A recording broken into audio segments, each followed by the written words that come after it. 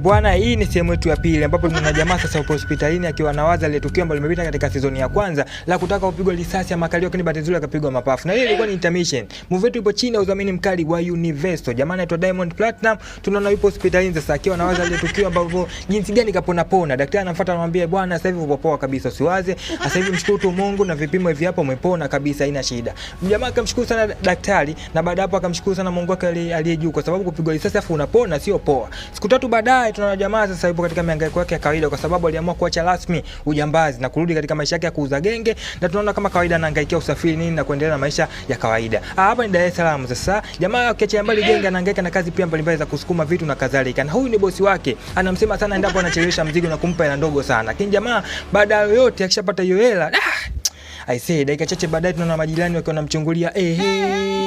Kumbe bwana nyuma yote jamaa akipata hela anakuja kujilimbwasa kwa mshangazo wake fulani mwenye matufu nyungu. Huyu hapa huyu. Bwana wewe tunatumia la vibaya jamani. Nachoka mimi mtangazaji wenu. Nachoka. Nachoka baba yenu. Kama si Mwandambo. Nachoka.